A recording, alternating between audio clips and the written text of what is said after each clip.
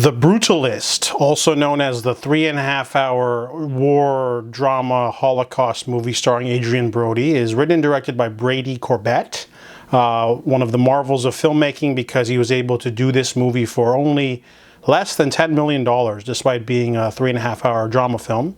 This one is about Laszlo. He escapes the horrors of the Holocaust to start again in America, and he's staying with his cousin Attila, working at the guy's furniture shop, and when they get a really great commission.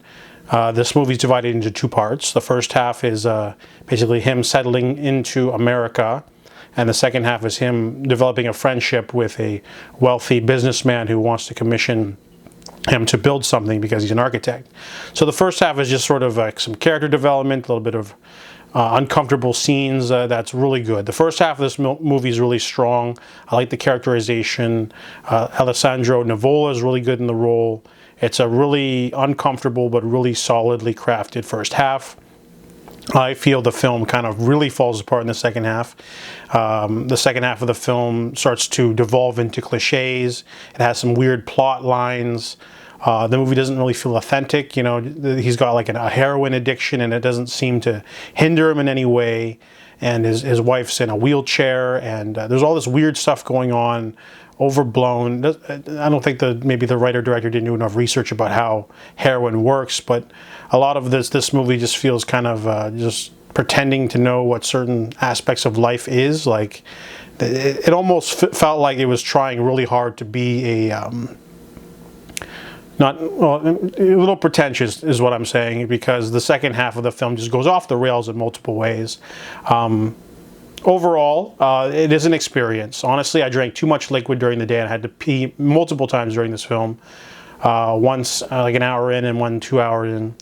There's an intermission built in though, so that's good. And it felt like watching two 1-hour, 45-minute films back to back, essentially. But the second half of this film definitely is weaker.